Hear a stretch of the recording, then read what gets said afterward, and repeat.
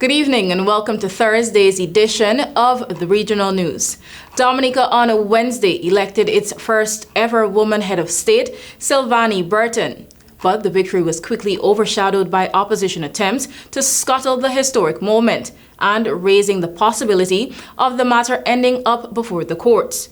By a margin of 20-5, Dominican lawmakers, 6 government ministers and 1 opposition legislator voted in support of 58-year-old Burton, the government's nominee who had faced a challenge from Annette Stanford. She will be sworn in on October 2. Opposition legislator Sean Douglas questioned whether Burton had in fact met the requirements under the Dominica Constitution to be nominated, claiming that she was still employed as a senior public servant.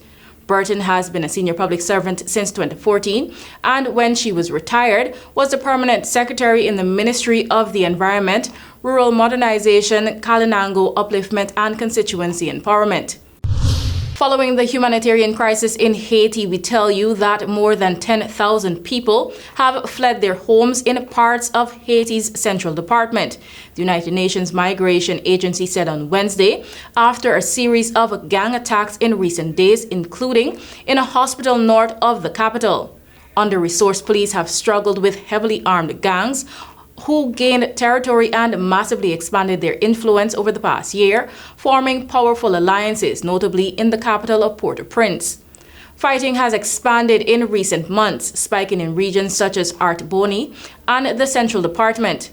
Early on Tuesday, armed men attacked the University Hospital of Mirabelais, one of the country's main health centers. Days earlier, suspected gang members attacked a police station in nearby Chodu. We close with a story from Brazil. Brazil's federal police said on Thursday they were carrying out fresh raids and arrests as part of an investigation into the January 8 riots in Brasilia, in which supporters of former President Jair Bolsonaro stormed government buildings. Police, according to a statement, were serving 3 arrest warrants and 10 search and seizure warrants ordered by the Supreme Court in 4 states. The raids represent the 17th phase of an operation launched in mid-January to identify people who participated in, funded, or fostered the riots, in which a crowd invaded and ransacked the Congress, Presidential Palace, and Supreme Court. In January, supporters of far-left Bolsonaro invaded and vandalized the government buildings a week after leftist President Luiz Lula da Silva took office, protesting his victory in the October election and calling for a military coup. Earlier this month, the Supreme Court voted to convict the first 3 people to stand trial for the riots, sentencing them each to at least 14 years in prison. Bolsonaro himself has faced a congressional inquiry surrounding the January 8 insurrection and multiple police probes overseen by the Supreme Court. I'm RENATA. Thank you for watching. Until next time.